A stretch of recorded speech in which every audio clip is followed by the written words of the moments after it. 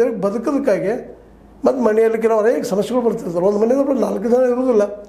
ಅಪ್ಪ ಇರ್ತಾನೆ, ಅವು ಇರ್ತಾಳೆ, ಮಾವ ಇರ್ತಾಳೆ, ಅತ್ತೆ ಇರ್ತಾಳೆ, ಮತ್ತೆ ಇರ್ತದೆ. ಕೆಲವು ಕೌಟುಂಬಿಕವಾಗಿ ವಿಧವೆಯರು ಇರ್ತಾರೆ. ಪಾಪ ಯಾರೋ ಮಕ್ಕಳು ಜೋಪಾನ ಮಾಡ್ಬೇಕಾಗಿದೆ, ಅಣ್ಣ ತಮ್ಮ ಮಕ್ಕಳು ಜೋಪಾನ ಮಾಡ್ಬೇಕು. ಎಲ್ಲರೂ ಉದ್ಯೋಗ ಇಲ್ಲಲ್ರಿ 90% ಜನಕ್ಕೆ. ಇಷ್ಟರೊಳಗೆ ಅವರೆಲ್ಲ ತಮ್ಮ ಬಜೆಟನ್ನು ಮಾಡ್ಕೋಬೇಕಾಗ್ತದೆ. ನೀವು ಕೊಡೋ ದುಡ್ಡಿನಿಂದ ಮತ್ತು ಕೆಲಸ ಮಾತ್ರ ಸಾಕಷ್ಟು ತೊಗೊಳ್ತೀರಿ ಅವ್ರ ಕಡೆಯಿಂದ.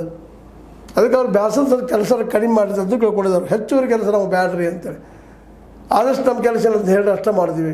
ಹೆಚ್ಚುವರಿ ಕೆಲಸ ನೀವು ತೊಗೊಳ್ತೀರಿ, ತೊಗೊಂಡು ಮತ್ತು ಕಡಿಮೆ ಪಗಾರ ಕೊಡ್ತೀರಿ. ಇದೇನು ಅಂತೇಳಿ ಸರ್ಕಾರದ ಮುಂದೆ ಇವ್ರ ಬೇಡಿಕೆ ಆಗ್ಯದ. ಸರ್ಕಾರದ ಬಗ್ಗೆ ಎಲ್ಲ ಗಮನ ಹರಿಸ್ಬೇಕಾದ್ರೆ ಮತ್ತು ತಿಳಿದಿಲ್ಲ ಅಂತಲ್ರಿ ಸರ್ಕಾರಕ್ಕೆ ಎಲ್ಲ ಗೊತ್ತದ ನಿಮಗೂ. ಆದರೆ ಅಡ್ಜಸ್ಟ್ಮೆಂಟ್ ಮಾಡಲಿಕ್ಕೆ ತೊಂದರೆ ಆಗ್ತದೆ ಅಂತೇಳಿ ಅರ್ಥ ಆಗ್ತದೆ. ಆದರೆ ಇವ್ರು ಬದುಕಿದ್ರೆ ಇಲ್ಲೇ ಬದುಕಿಗೆ ಏನಾದರೂ ಶಾಶ್ವತ ಪರಿಹಾರ ಹುಡುಕ್ಬೇಕಾಗಿದ್ದ ಸಿದ್ದರಾಮಯ್ಯರ ಆದ್ಯ ಕರ್ತವ್ಯ. ಯಾಕಂದರೆ ಇವ್ರ ಸಲುವಾಗಿ ಆಯ್ಕೆ ಆಗಿದ್ರಿ. ಒಂದು ಇದು ಜನ ಓಟ್ ಹಾಕಿದ್ದಾರೆ ಅಂತೇಳಿ ಇವತ್ತು ದೊಡ್ಡ ಗದ್ದಿಗೆ ಮೇಲೆ ಕುಳಿತುಕೊಂಡಿದ್ದೀರಿ. ಅದನ್ನು ಮುಂದೆ 5 ವರ್ಷ ನಾನೇ ಇರಬೇಕಂತ ಬಯಸ್ತಾ ಇದ್ದೀರಿ. ಈ ಜನರ ಸಹಕಾರ ಸಹಾಯ ಸಿಗದಿದ್ರೆ ಇವತ್ತು ಬರ್ತಿರಲಿಲ್ಲ ಅನ್ನೋದು ಅಷ್ಟೇ ಸಾಧ್ಯ. ಯಾಕಂದ್ರೆ ನೀವು OBC ಅಂದರೆ ನಿಮ್ಮದೇ ಅಂತ ಹಿಂದುಳಿದ ಒಂದು ಏನು ಸಂಘ ಪಂಗಡಗಳನ್ನ ಜನ ಹಿಡ್ಕೊಂಡು ಒಡ್ಡಿದ್ದು ರಾಜಕೀಯ ಮಾಡ್ತಾಯಿದ್ರಿ. ಅಹಿಂದ ರಾಜಕೀಯದಲ್ಲಿ ಹೆಚ್ಚಿಗಿರೋರು ಇವರು. ಮತ್ತು ಇವರ ಒಂದು ಬದುಕನ್ನು ಇವತ್ತು ಕಟ್ಟಬೇಕಾಗಿದ್ದು ನಿಮ್ಮ ಆದ್ಯ ಕರ್ತವ್ಯ.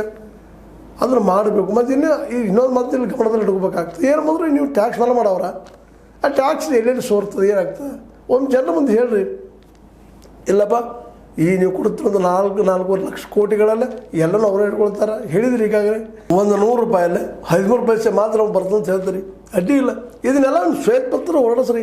ಈಗ ನೋಡಿರಿ ಬೇಡಿಕೆ ಎಷ್ಟಿದೆ ಪಾಪ. ಅವರು ಭಾಳ ಇಲ್ಲ ಜನ. ಅವ್ರಿಗೆ ನಮಗೆ ವೈದ್ಯಕೀಯ ಹೆಲ್ಪ್ ಮಾಡಿರಿ ಅಂತ ಕೇಳ್ತಾಯಿದ್ರು. ಹೌದು, ಇವತ್ತು ವೈದ್ಯಕೀಯ ಬೇಕಾಗಿದೆ, ಅದಕ್ಕೆ ಫ್ರೀ ಮಾಡಿರಿ ನಿಮ್ಗಂತ ಹೇಳ್ತಾರೆ. ವೈದ್ಯಕೀಯ ಒಂದು ಪ್ರತಿ ದವಾಖಾನೆ ಹೆಚ್ಚು ಮಾಡಿರಿ. ಗ್ರಾಮ ಮಟ್ಟದಲ್ಲಿ ಆಯಿತು, ಎಲ್ಲೋ ಆಯಿತು. ಅಲ್ಲಿ ಖರ್ಚು ಶಿಕ್ಷಣಕ್ಕೆ ಮತ್ತು ವೈದ್ಯಕೀಯಕ್ಕೆ ಖರ್ಚು ಕಡಿಮೆ ಆದ್ರೆ ಅವ್ರು ನಿಮ್ಮನ್ನು ಕೇಳೋದು ಇಲ್ಲ. ಅಲ್ಲೇ ಸ್ವಸ್ಥ ಸಿಗುವಂಥವು. ದೊಡ್ಡ ರೋಗ ಇದ್ದಾಗಂತೆ ಆಯುಷ್ಮಾನ್